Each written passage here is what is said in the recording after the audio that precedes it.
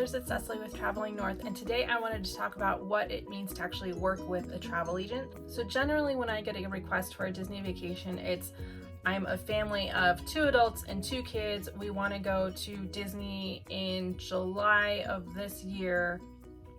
And that's it. Those are the only things that I usually get as a request.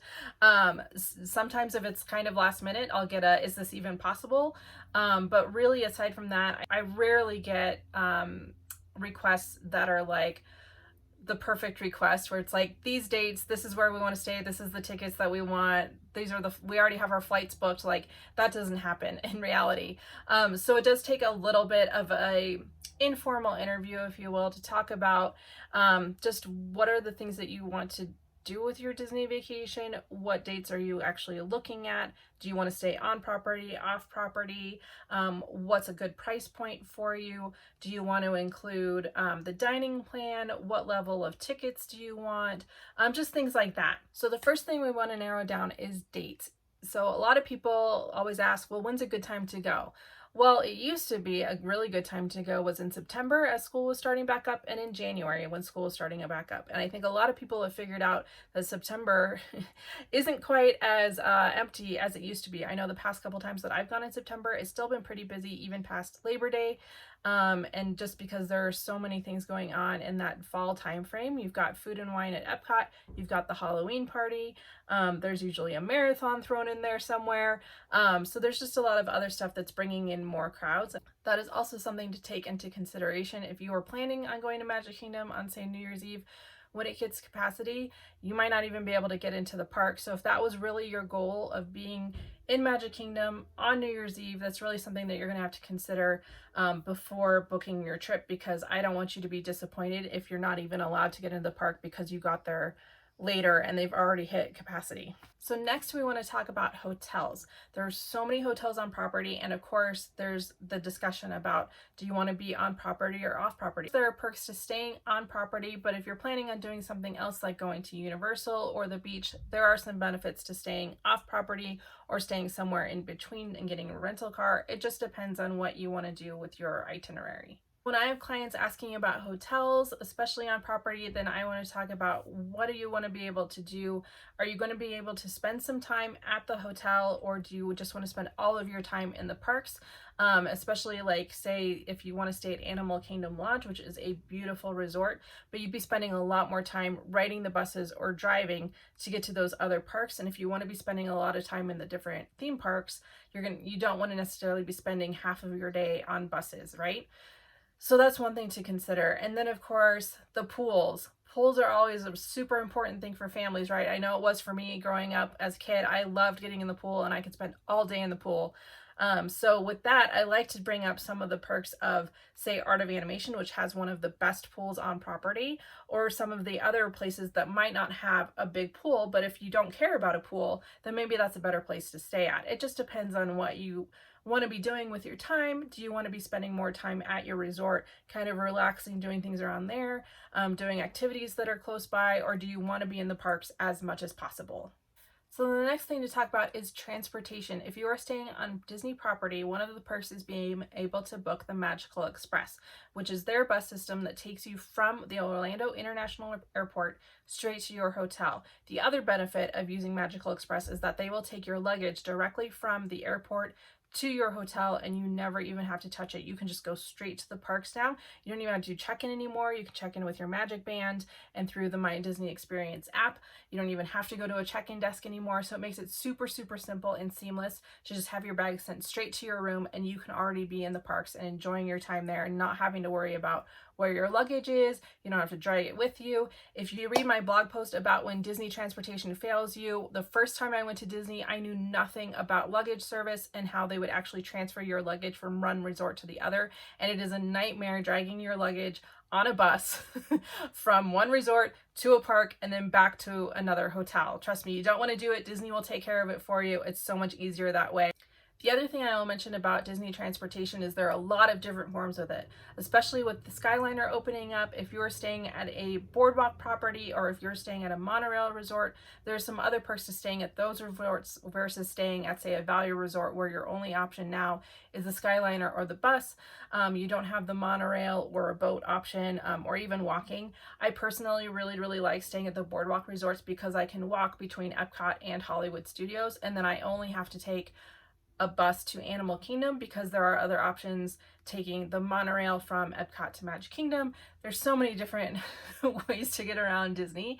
The transportation is really one of those things that you kind of want to think about. How much time do you actually want to be spending on a bus? The next thing to talk about is tickets. What level of ticket do you actually want to get you actually physically into the park? You want to talk about, do you only want to go to one park per day?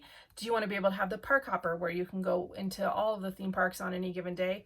Or all 4 in one day if you want to, which is totally something that I've done. Or do you want to be able to have your ticket, regardless of if it's a park hopper or not? Do you not want a ticket for every single day that you're there? Maybe you want a day where you just want to hang out by the pool, go to Disney Springs, and you don't actually want to go into the parks.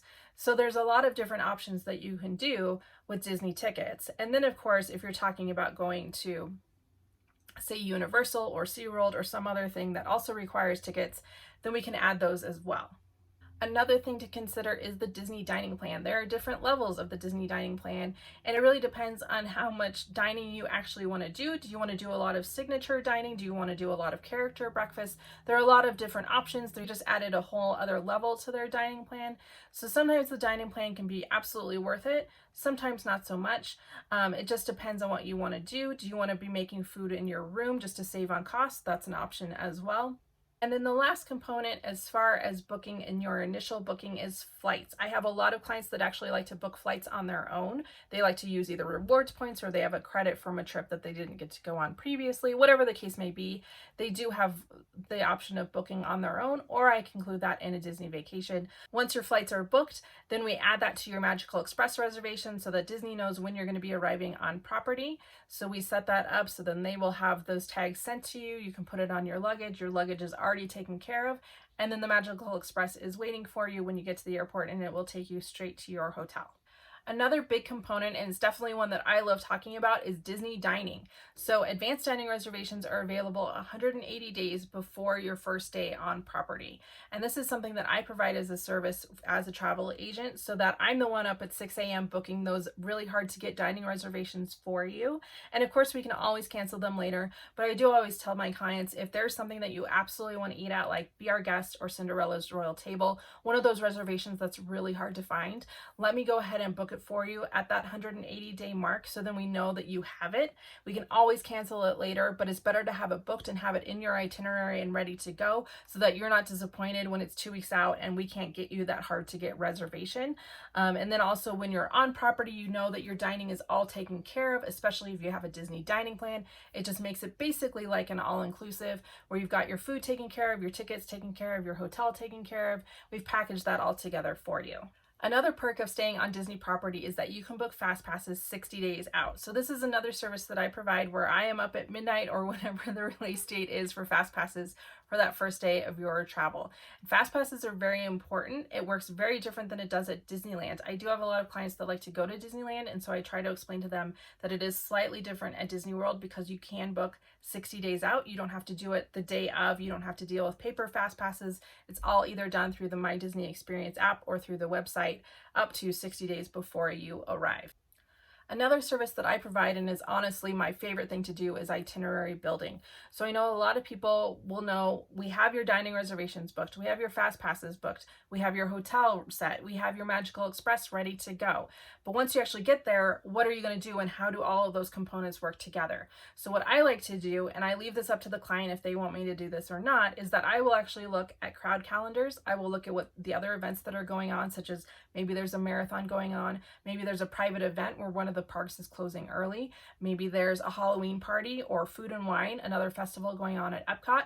If there's something else going on, then I'm going to put all of those pieces together in a calendar so that my clients can actually see what is going on and how their plans work into that calendar. And then I will also make suggestions and saying, all right, well, We now have your Fastpasses booked. They're all going to be in this park, so obviously we're going to coordinate all of those things together. So when I'm planning, I make sure that my Fastpasses and my dining are all very close together. You don't want to be going from Sanaa at Animal Kingdom Lodge to then Disney Springs to then the Magic Kingdom. That would just be a lot of wasted time on a bus.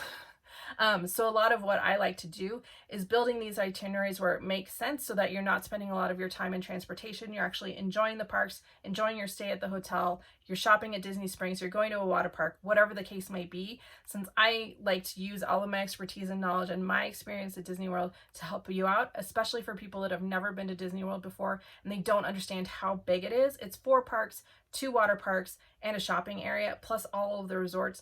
Plus there's 2 mini golf courses, there's real golf going on, like there's a lot that you can do on Disney property, and I think a lot of people don't understand that. So there's a lot of things that I like to put into my itineraries to be, and I also will list recommendations. Like I'll say, okay, we have your 3 fast passes, but then also close by, or at least in that park, here's these 6 or 7 other things. I will also include show times. So if like Fantasmic, you want to make sure you're seeing the fireworks, you want to make sure you're seeing the parades, I will put that all in there for you so that you can see what all of your options are. And I know it can be overwhelming, but at least that way you can prioritize the things that you want to make sure that you see when you're at Disney. Another service that I provide is helping with celebrations. I have been able to go to Disney World with my parents a couple times for wedding anniversaries, so I've always made sure that they get their celebratory buttons so that they get their anniversary cupcakes or whatever celebration is going on when we're eating. And then they also usually get a card signed by the characters for their anniversary. And actually this last year I had a gift bag sent to them in their room delivered by Disney that had all sorts of snacks and goodies in it for them, so that when they got there the first day, they had a bag waiting for them. It was personalized. It was just a really great way to kick off their week at Disney celebrating their anniversary. Some of the other things I've done for clients is I have had custom ears done that are delivered to them, waiting in their hotel for them, waiting in their room for them. And it's just one of those nice little perks to have. If you are celebrating at Disney, they definitely know how to celebrate and they want to help you celebrate. So they have a lot of options to have things ready for you in your room or to be able to celebrate. Maybe you want to do a special dinner, or you want to do, maybe you want to have a photo session with a Disney photographer on site.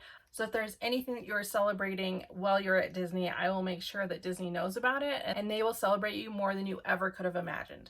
And last but not least, of course, there's always the other category, right? So I will have clients that are asking for things, and whatever that may be, I will try my hardest to get that done. Whether that's setting up transportation to get you from your Disney hotel to Universal Studios, making sure you have a tea time at the golf course, maybe you want to have a romantic dinner somewhere on property, whatever the case may be, there's always that other category, and I'm happy to help. Today I talked about Disney, but of course all of these services would apply to cruises, river cruises, group travel, family reunions, whatever the case may be. These are all the steps that I go through as your travel agent. And with that, be sure to subscribe to my YouTube channel. Just click that button down below. It really does help me out.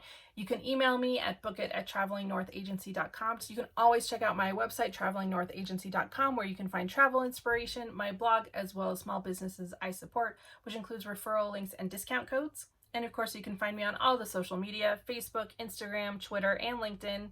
And with that, until next time, safe travels. I need to take a breath. Forgot about the dining plan. Book Fastpasses 60 days out.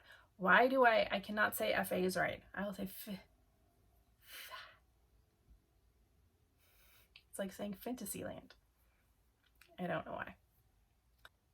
Of course there are